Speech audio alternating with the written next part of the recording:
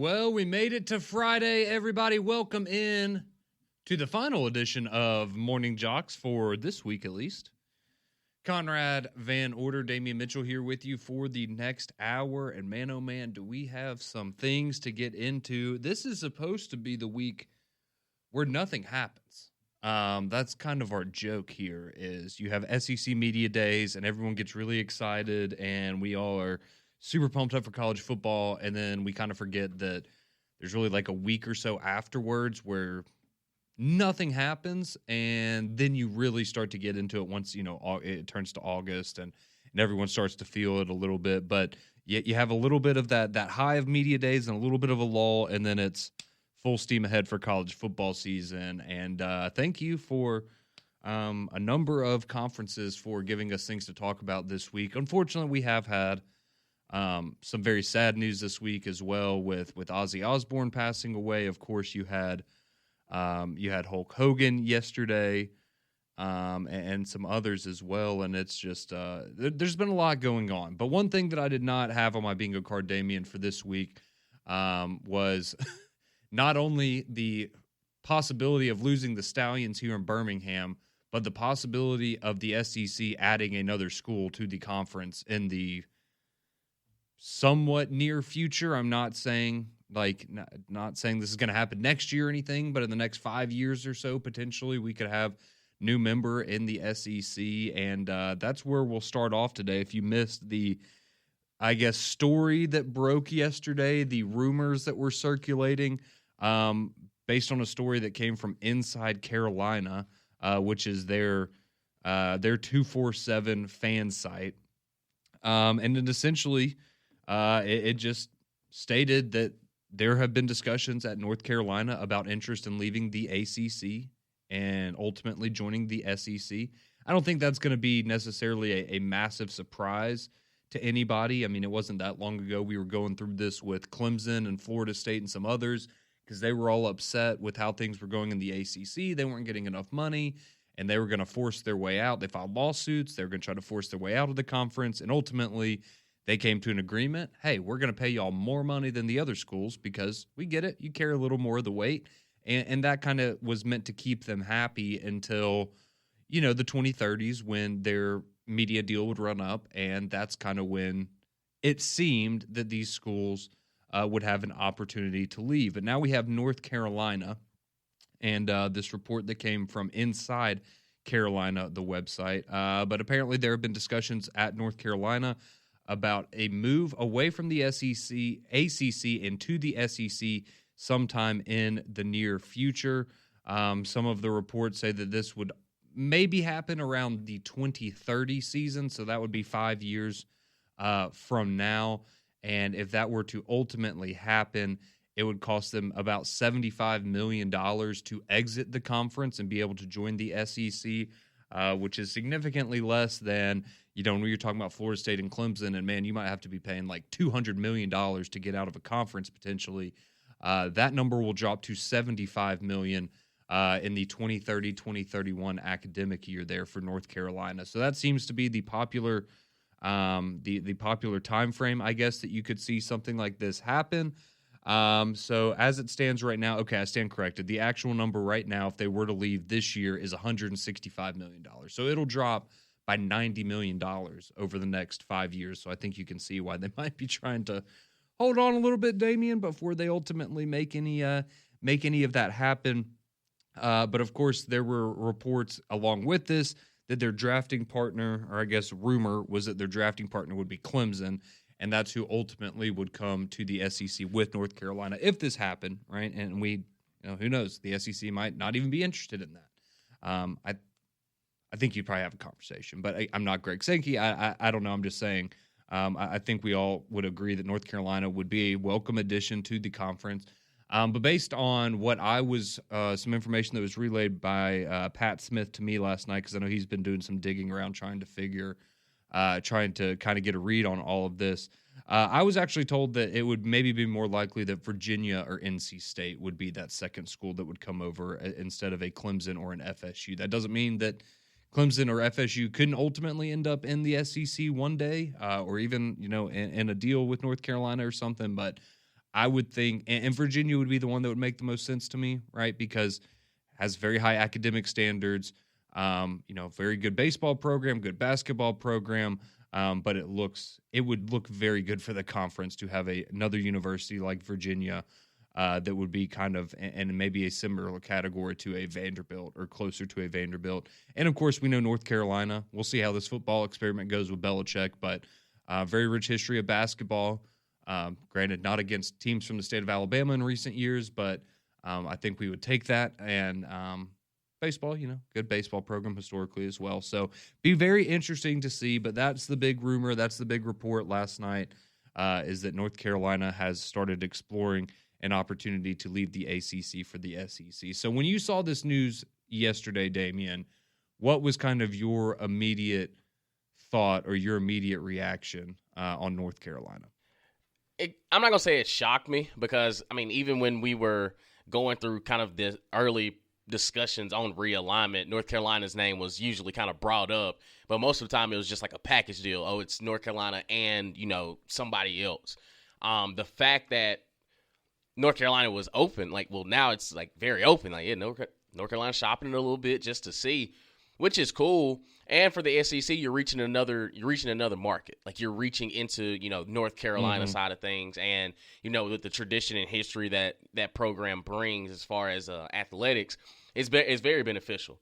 And to hear, of course, we would love Clemson just from the competitive side of things, especially in the football front.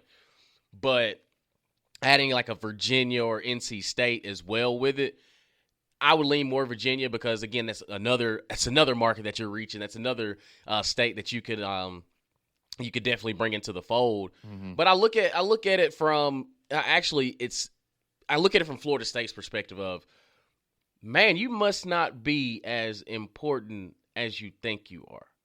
It's one thing that it just makes logical sense that Florida State should have already been in the SEC just geographically. Well, they had an opportunity to, and they didn't take it. Right. And now it's almost like Florida State has missed their window entirely. That was a one-time thing where it's only going to change moving forward, and if you don't hop on it now, there's no guarantee that you're ever going to get this opportunity again. And it's leaning more towards you're never going to get that opportunity again because all these other schools have at least shown interest, and it's worth the discussion. Well, and the reality, too, is, who's going to be not very happy if that were to happen, right? Florida, and then for Clemson to be South Carolina, right? Both of those schools are going to look at it and go, why do we want to bring them into the conference, right? It's the same thing with Texas A&M. They didn't want Texas to come to the SEC, right? You want to be the one school kind of in your region, in your state that is in the SEC, and you can use that against every other program in recruiting, right? And that's your selling pitch is, hey, you want to come play in the best conference in college football where the most players go to the NFL? Great. Well, then you're going to want to come to our school instead of this school in the Big 12 or the ACC or what have you. So definitely going to be interesting, again, just as because we all know it's coming eventually, right? The SEC, the Big 10, probably the other conferences as well. They're all going to continue to expand in the future. It's just a matter of, how quickly does this happen? And, what is that ultimate number, right? Do we ultimately get to, 20-team conferences? How does all of that work? It'll be fascinating to watch how it plays out, but it's just with everything else going on in college football with, the college football playoff and conference scheduling and things like that. I'll be honest, I hadn't even thought about conference realignment anymore. I was like, man, okay, at least that's the one thing that it's, we're putting that on the back burner for a few years, and then you get a story like this, and it's, again, based on the report, they were talking about, maybe in the 2030 season, so again, 5 years from now would be when you could potentially see a move start to happen from an ACC school like North Carolina. So we've got some time, but, if we're already talking about it now, right, we're going to be talking about it again. Probably going to be talking about it for a little while there. So I'd be curious to hear from y'all, though. 205-834-9450 on the Courtesy GMC text line. What are your thoughts on North Carolina potentially joining the SEC in the future? Is that a school that you would welcome into the conference? You'd be excited to see that Carolina Blue in the SEC? And who would you want to come with them? Do you want Clemson? Do you want Florida State, Virginia, NC State? Whoever. I don't know. Maybe you want Maybe want Syracuse. I don't know. No. Whoever. I'm just, people have different strokes for different folks, right, Damien? Isn't that what they say? Yeah, that's what they say. Mm-hmm. SMU, even though they just got there, but we don't need more Texas.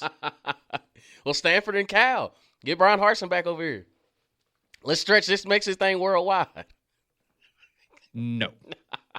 And I think something that we have to keep in mind when these discussions come up, not saying that it couldn't change in the future, but the SEC does love to pride itself on the fact that all of the schools here you're not flying to the West Coast to play, women's tennis in the spring, right? Like that's a big talking point for the SEC, and I think they're going to want to maintain that. So going to be interesting, again, to see what the future of conference realignment holds for not only the SEC, but the other conferences as well. But you can chime in with your thoughts, 205-834-9450. That'll get you on the courtesy GMC text line and tell us who you want to see in the SEC alongside North Carolina, potentially in the somewhat near future. And we will read your reaction to that throughout the show. But we have some other things going on in the world of sports, but also college sports in general, including the President of the United States and his attempt to fix some of the NIL issues that have been plaguing college athletics. But does it actually mean anything? We'll tell you all that next on Morning JOX.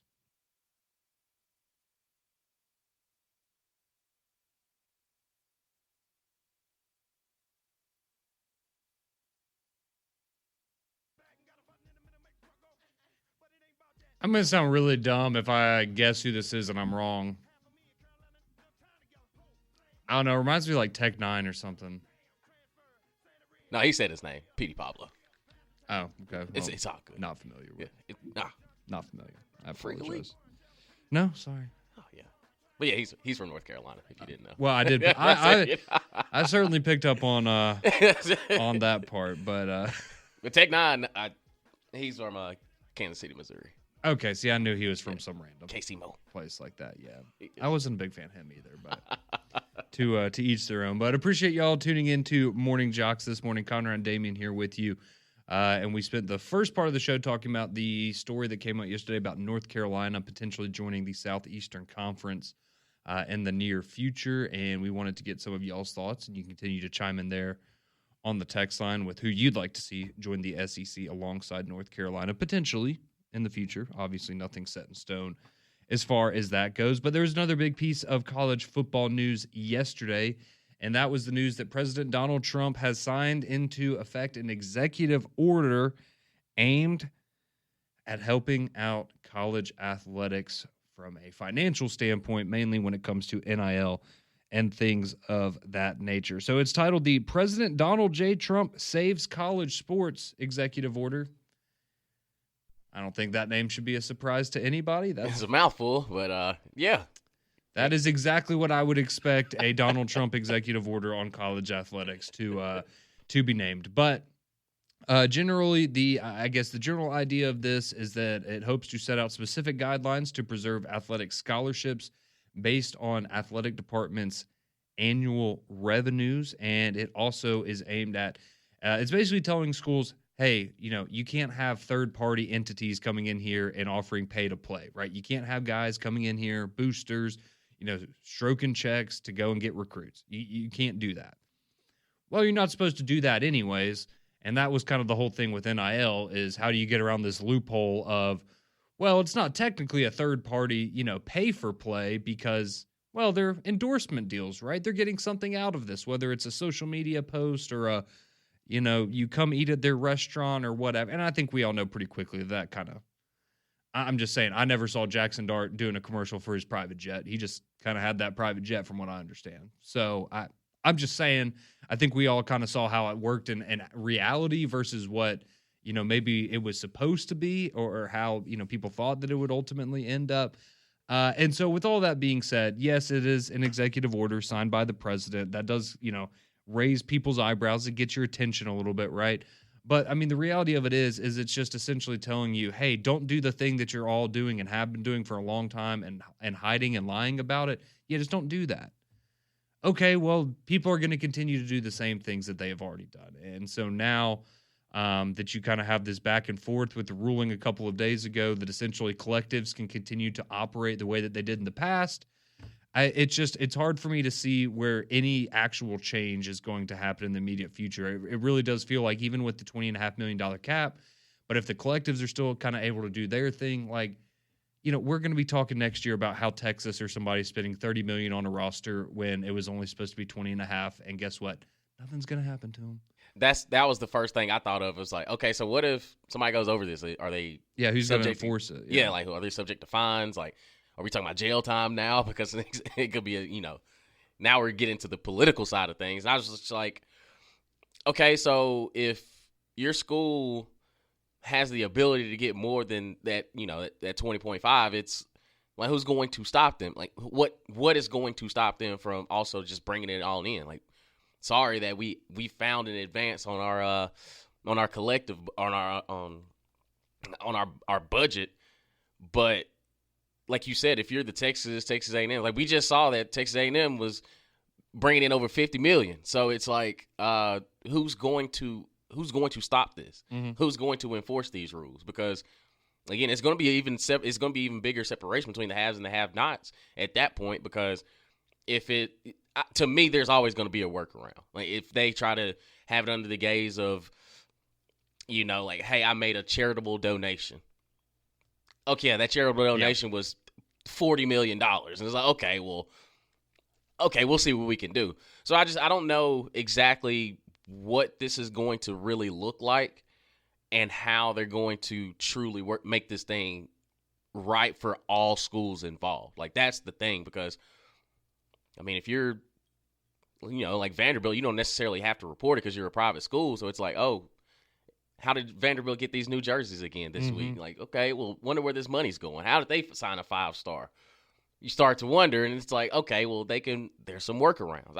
I don't know exactly how this is going to, quote unquote, level the playing field, if that makes sense. Yeah, and I think we all understand that the reality of this is it's going to go one of two ways, in my opinion, right? You're either whatever financial guidelines or whatever structure you have in place in college athletics, people are always going to do one of two things.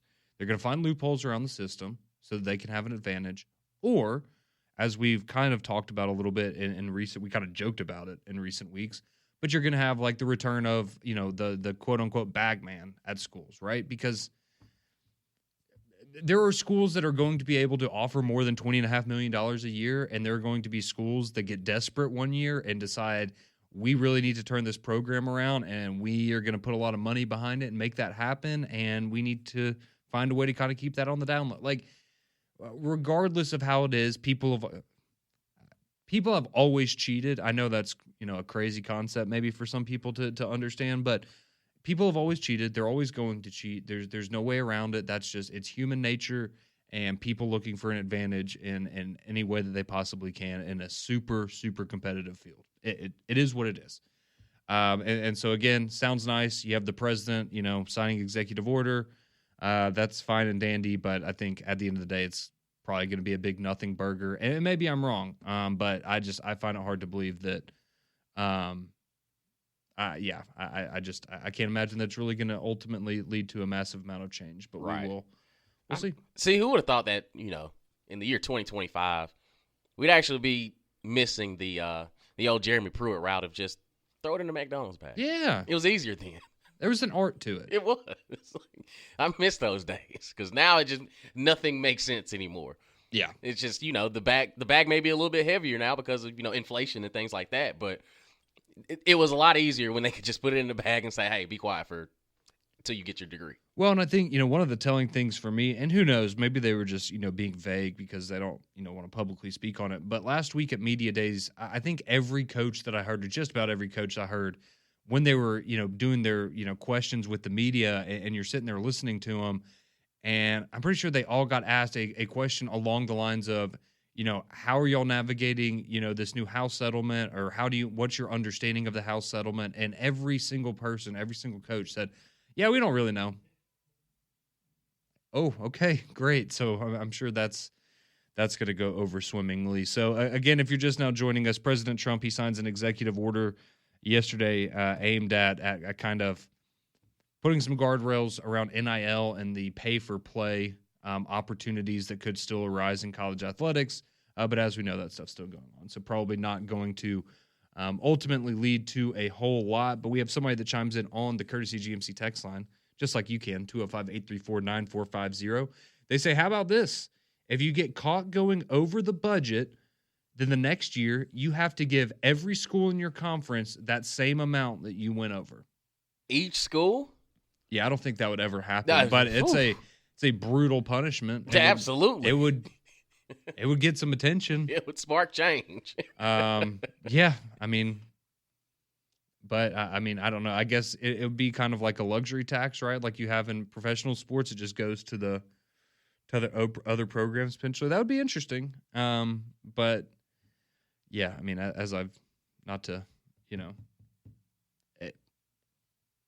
I wish I could say that this gave you optimism for the future and that things were going to get better, but I just don't know what could happen at this point in college athletics that would make us go, oh yeah, that's going to work. That's going to stick. I mean, everything's changing so rapidly, and that's just the way that things are going to be now, and we have to adjust and get used to it. And thank God the actual games start in a month, and we can talk about something other than NIL, transfer portal, conference schedules, college football playoff format. Like, let's just play the darn football games and see what the product on the field looks like and talk about that, because that's what we all love about college athletics. It's just unfortunate that all this other stuff is like a primer. Like, you have to go get a damn master's degree in a lot of this stuff to feel like you have an understanding, and you can even tell your friends and family about what's going on in college athletics. So it's a crazy time, certainly, and we will keep you up to date on anything going on there with the executive order on college athletics. But we also had some big news earlier on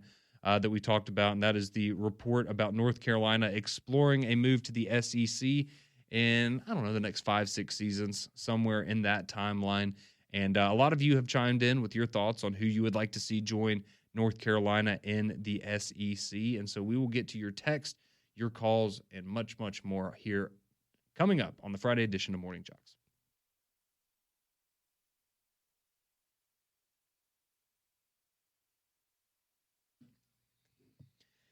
.631. Welcome back into Morning JOX. Conrad and Damian with you until 7 o'clock when we hand you off to McElroy and Kublick in the morning. I guess we'll just call it McElroy in the morning now.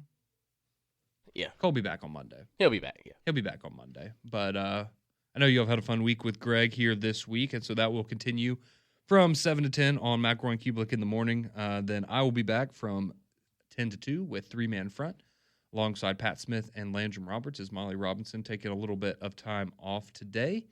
And then, of course, the Paul Feinbaum Show from 2 to 6, as you have it each and every day here on JOX. So we were going into the big stories of the day. First off, you had the executive order signed by President Trump, which maybe sounds nice, but at the end of the day, as we kind of told you last segment, probably doesn't mean a whole lot in terms of actually holding schools accountable if they do ultimately go the pay-for-play route and find, kind of these loopholes to get around the $20.5 million House settlement cap that we are now operating under. And then you also had the news yesterday about North Carolina and them exploring a potential move to the SEC in the near future, leaving the ACC behind. And so we asked you, who would you want to see come into the SEC with North Carolina as a drafting partner? And a lot of you sending in your take. I know a lot of people probably, maybe your first thought is Clemson or FSU, right? In terms of, I guess those are the bigger brands. Maybe Miami would be in there in that mix for you as well.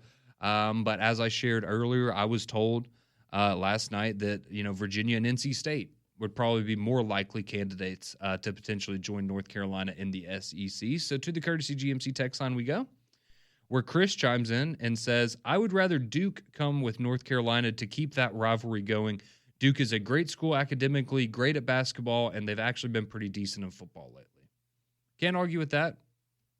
Had a good year in baseball as well. Yeah, they're in everything school. There's a lot of those. I feel like a lot of people want to be everything schools now. But yeah, Duke, that would certainly be interesting. I understand. I guess I could see where, from the NC State perspective, you're probably like, man, you really going to abandon us like this? Like maybe bring us with you. Obviously, with Virginia, you get to expand into a new state that you're not already in. But Duke's certainly an interesting one there. And, yeah, I think we know the value they bring on the basketball court and academically, mainly there. Mike Jones. Who? Mike Jones. He chimes in on the text line. He goes Virginia Tech in North Carolina. That's who he wants to see. I wouldn't mind seeing Tech. No. I wouldn't have a problem with that. Drake, he chimes in, says the same thing. I want UNC and Virginia Tech. Let's see. Oh, Bama Hater chimes in. The somewhat entitlement conference. I guess that's what he thinks the SEC means. But the somewhat entitlement conference is actually the scariest bully in sports. By the way, I don't know what that has to do with literally anything we've talked about this morning. And then he chimes in. He says, the president needs to stop using college football and NIL as his latest distraction.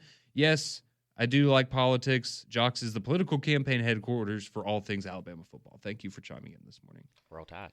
Bama Hater. I'm sure he's just upset. I'd genuinely be curious, Bama Hater, if the SEC extended an invitation to Miami, would you even be willing to accept it? Because I honestly think that he is so blinded by hatred and so just, yeah, like he wouldn't even consider the fact that would be the greatest thing that could possibly happen to Miami athletics.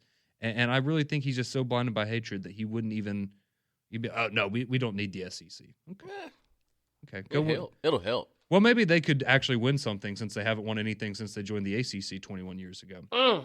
Anyways, moving on. Someone says that last song sounded like a North Carolina version of Yellow Wolf.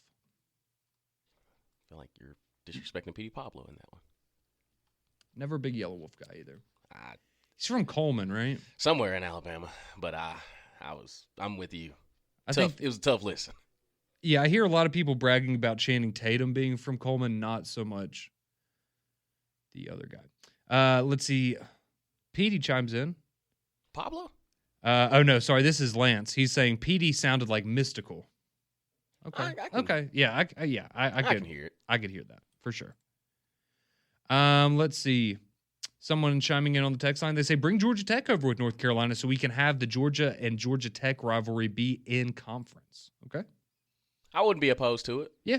And I mean, again, that would be the same thing with Florida State or Clemson, right? Mm-hmm. You would be bringing those conferences into the SEC or those rivalries into the SEC. Let's see. This text coming in from John from Jasper. Add UNC in Virginia. They're the state schools. They add new television viewers, and they have money to actually compete in the Southeastern Conference. I think those are very good points there. Let's see. Someone says SEC's taking North Carolina without their little brother Duke. Don't let North Carolina people hear you say that. No. They would not take too kindly to that. Right. Duke actually is an everything school. North Carolina just, they got Bill Belichick. I was about to say their basketball program, they'd be middle of the pack at best in the SEC right now. Do you think Hubert Davis wants to see Nate Oates again? No. Yeah, right. You think he wants to see him and then it'd be a conference game? Oh, Lord, no.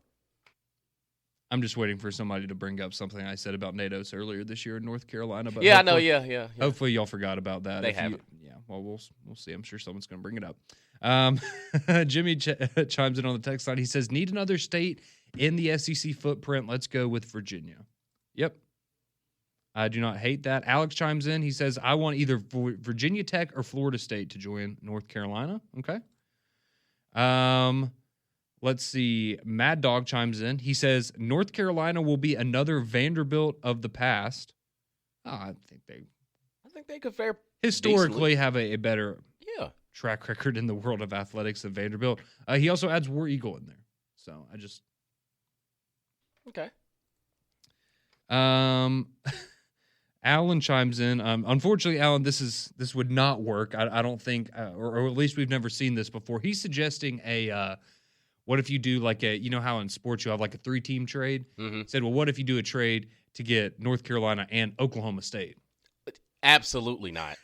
Absolutely not. No, don't. I don't want Oklahoma State. Do not put Mike Gundy in the SEC.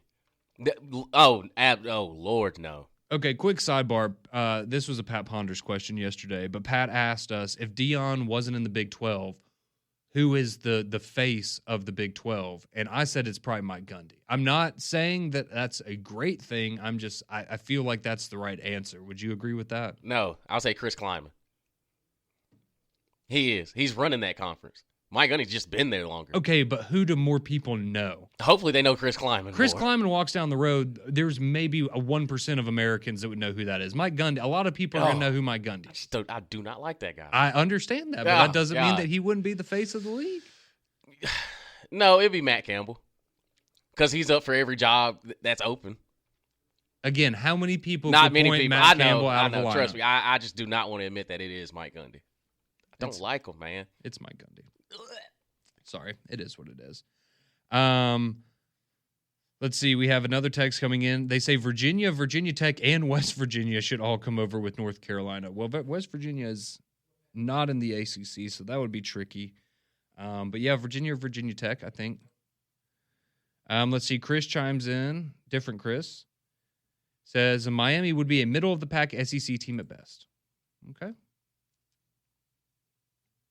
We'll see how good they could be this year. I think Miami's going to be pretty good this year, just like they were last year. Let's see. Walker from Georgia chimes in. Says, being from Georgia, give me Tech and UNC. Okay. I'd be fine with Georgia Tech getting some love. And, of course, Brent Key, a local product here. I think a lot of people would be happy to see him in the SEC. Let's see. Landers chimes in. Bama hater sounds scared of the SEC. I would be. Let's see. Bama hater.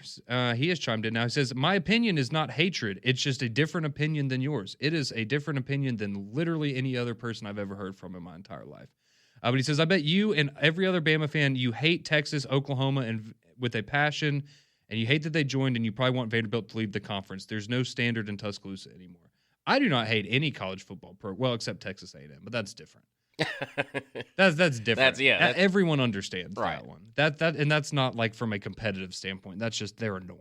And in my personal opinion. But you also did answer the question that I asked you. If Miami, seriously, text in if the SEC today they call down to the University of Miami and they say, hey, we want you to join the SEC the next academic season.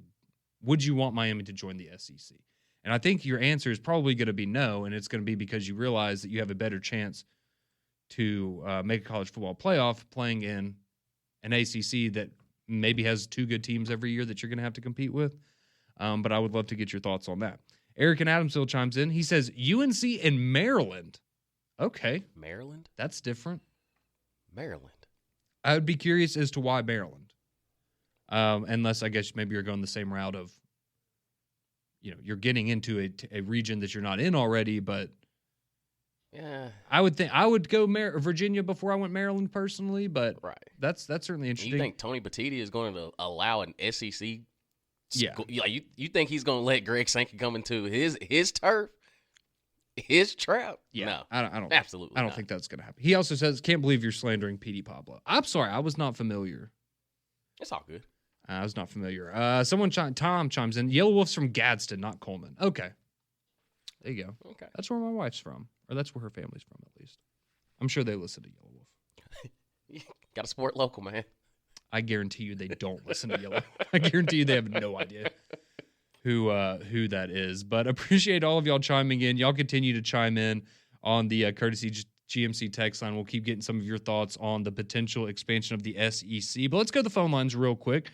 We got a few minutes. Let's go to Poe. Wants to chime in on the potential expansion of the SEC. How we doing, Poe?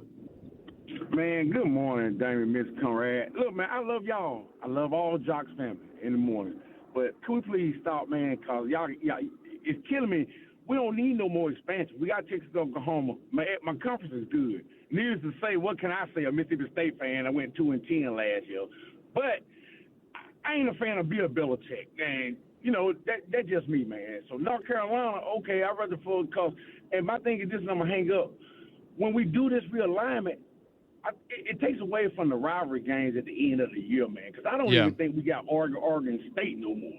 You know what I'm saying? So Texas, Oklahoma, that's good. I think the SEC is good for what we got now. No more East West, the top two teams. So North Carolina, I think everybody's saying this because of Bill Belichick. If it wasn't for Bill Belichick, then nobody probably wouldn't even be talking about North Carolina. Your boy Poe ain't a fan of Bill Belichick. I'm just putting that out there. I love y'all. Stay up. Let's play some football. And Mississippi State, I need more than 2 wins this year. I'm out. There we go. Hail State, baby. Yeah, I'll just say this. And again, I guess the report said that maybe 2030 would be, I guess, the earliest you would see a North Carolina move to the SEC or somewhere else. I will bet, and I guess it's not a lot, but I will bet every dollar in my savings account, in my checking account, in my whatever, that Bill Belichick is not the head coach of North Carolina in 5 years. For one reason or another. Yeah, you're right. Not gonna put money on why that is necessarily, but I just feel like for one reason or another, he is not gonna be there for the long haul. I agree with you. So I'll be honest, I'll be surprised if he's there in 3 years. That's kind of where I was going to. Yeah. So, but we will have to see. He definitely kept it short and sweet yesterday at ACC Media Days. It was just like old Bill back in the Patriot days. You love to see it. So continue to chime in your thoughts on North Carolina conference realignment. Maybe you're like Poe and you're just like, man, this is the last thing that I want to hear about. I don't care who you're bringing over, Notre Dame, Ohio State, Michigan, whoever. We don't want them. We're not hearing it. Maybe that's your opinion. So we love to hear from you, 205-834-9450. More reaction on the way here on JOX.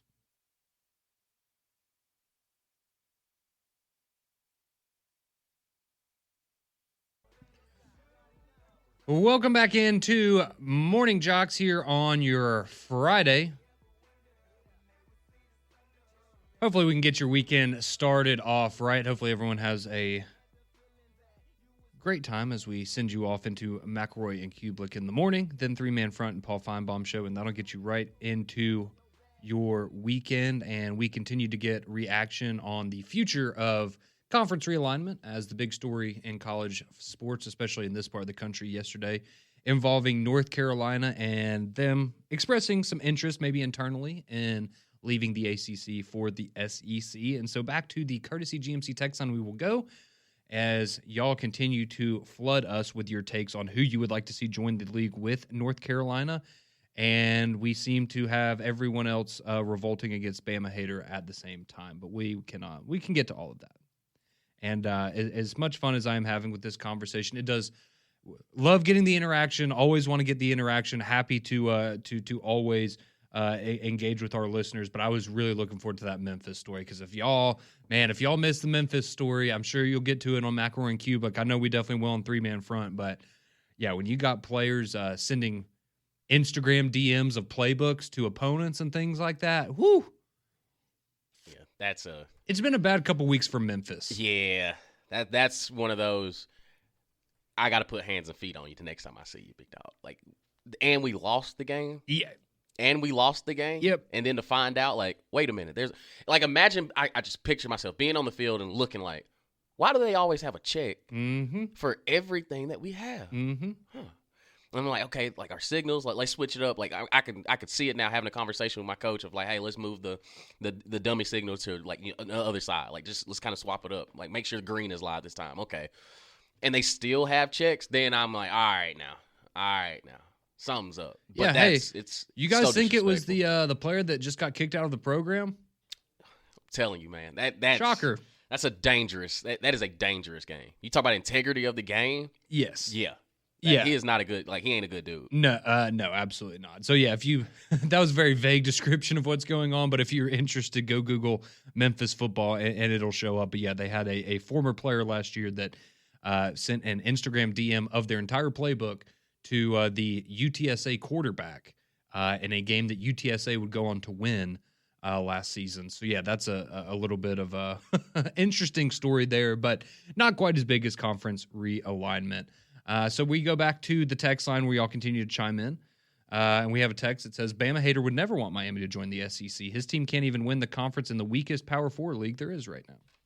I mean, I wasn't going to say it out loud, but there's some truth to that. A lot of truth. Let's see. Someone else says, okay, this text is confusing me. Something about Bama Hater, but he also says West Virginia is the team that thematically plays the most like SEC schools. I don't think so. I mean, I have nothing against West Virginia. That's just not one of the schools that's very now.